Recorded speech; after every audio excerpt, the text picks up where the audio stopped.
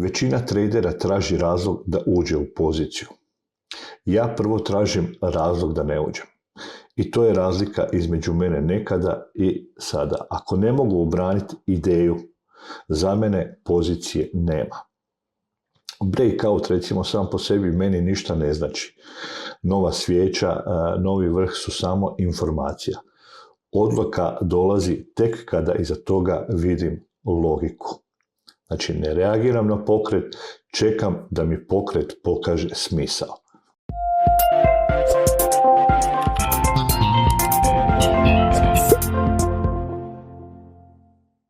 Evo nas na euro USD paru i imam jednu situaciju koja se desila ne tako davno. Znači, breakout ili liquidity. Ako vidimo ovdje, imamo bearish trend, stvara se lower low i lower high i u situaciji kada se stvorio lower low, odnosno kada se stvorilo novo dno, imamo situaciju i momentum kada cijena ima impuls prema gore i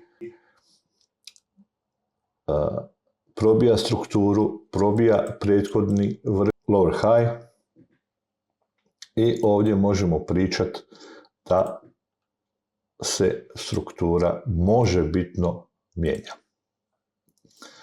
Ono što je bitno, ovdje postoji gap, ovo je neka situacija koja, recimo, će tradere dovesti u situaciju da otvaraju long pozicije i ovakve situacije su sasvim ok ako čekaš nakon što cijena ima impuls, probije prethodnu strukturu, povratak u gap, sve ok. Međutim, meni to još uvijek nije dovoljno. Breakout može biti nastavak trenda sa većeg time frame-a, sa većeg uzorka, može biti isto tako i liquidity, odnosno likvidnost koja se stvorila iznad prethodnog vrha koji je ovaj breakout uzeo. Par je napravio novi vrh, hoćemo brisati, ne treba nam.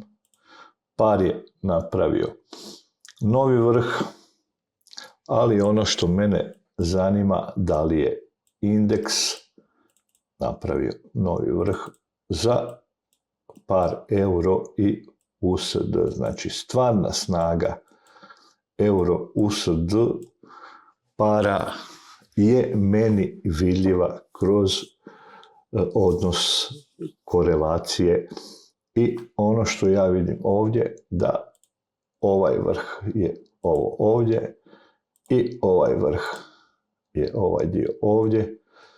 Dakle, prava snaga nije probila vrh.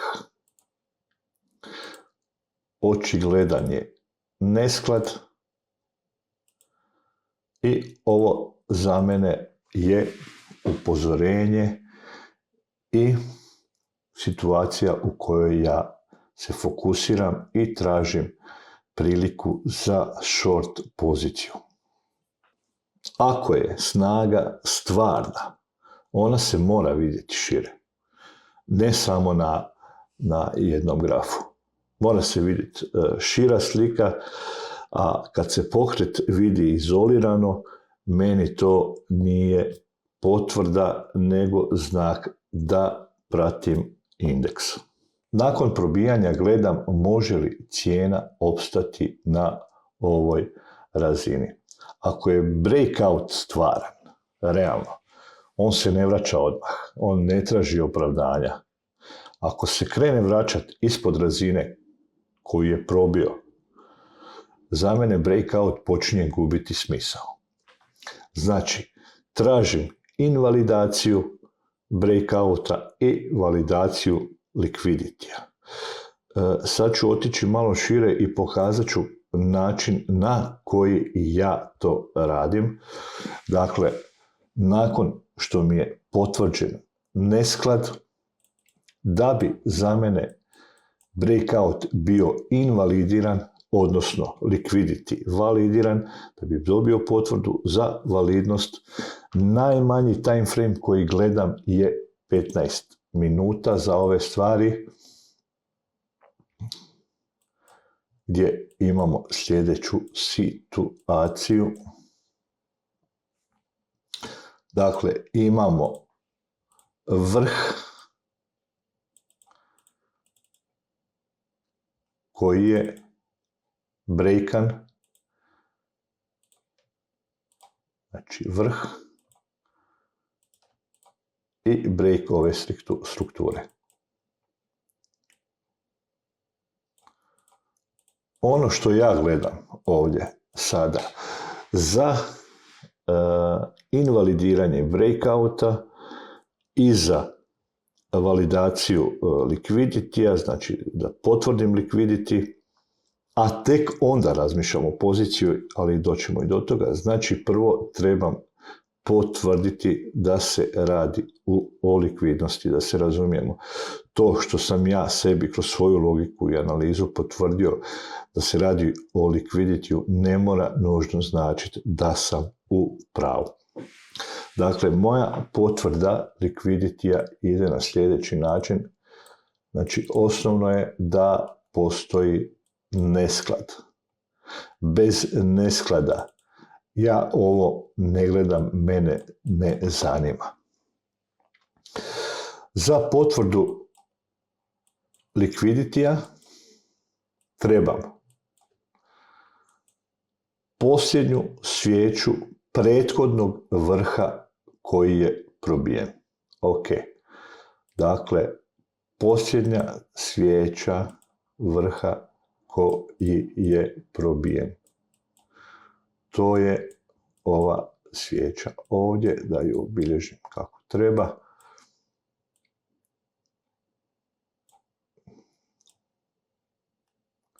Dakle, to je ova svijeća ovdje. Ono što meni treba da se desi da bi potvrdio liquidity i invalidirao breakout je sljedeće. Da se nakon probijanja, znači svijeća mora biti zatvorena iznad prethodnog vrha. Probijanje, a potom čekam izlazak iz ove zone, znači zatvaranje svijeće ispod zone svijeće koja je bila prethodni vrh, to je ova svijeća. Nakon toga, u ovom slučaju se to dogodilo ovako kako se dogodilo. Znači, to može biti ovako. Nakon toga čekam povratak. Čekam povratak u zonu. Ako izlazi iz zone i radi novi vrh, ono što mi je bitno, da to isto ne radi stvarna snaga. Dakle, još uvijek smo u asimetriji, još uvijek ovaj par ne doživljavam kao par koji ima namjeru, bar za sada, ići u bull smjeru. Dakle, i nakon novog vrha imam i dalje potvrdu, što znači da ako je izašlo iz zone gore, ne zanima me ono što čekam, jer još uvijek je validno i sa ovim vrhom. Čekam ponovni izlazak iz zone. To je ono sada gdje ću ja stati. Ovo je negdje jedan dio mog gledanja i načina na koji ja otvaram pozicije. Postoje još neke male finese za preciznije ulaske, ali to je dio mog osobnog procesa i u to ne ulazim. Dakle, ne šortam i ne idem bearish samo zato što je cijena pala.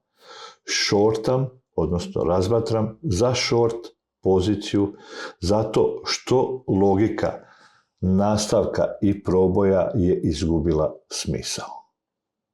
I uvijek se pitam, ako nemam jasnu točku invalidacije breakouta, validacije i likviditija, ako mi rizik nema smisla, dakle ako mi je stop loss prevelik u odnosu na točku gdje ulazim u trade, ako nemam metu, znači ako nemam target, ako nemam target, ako nemam plan za kompletan trade, mene pozicija ne zanima.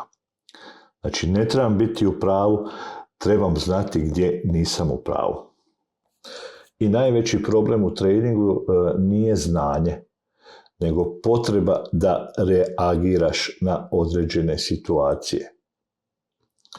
Dakle, kad breakout izgleda uvjerljivo, kad je momentum tu, kad je puno disbalansa u pokretu, traži od tebe jednostavnu reakciju, ali iskustvo me je naučilo da ne moram biti dio svakog pokreta. Dakle, za mene je proces jednostavan, breakout je informacija, nesklad je upozorenje i struktura donosi odluku. Ako nema logike, nema ni pozicije. Znači, ne jurim tržište, čekam da mi da razlog da ga pratim. To je to za ovaj video i nadam se da se brzo vidimo već u narednom, a do tada lijep pozdrav i čao svima.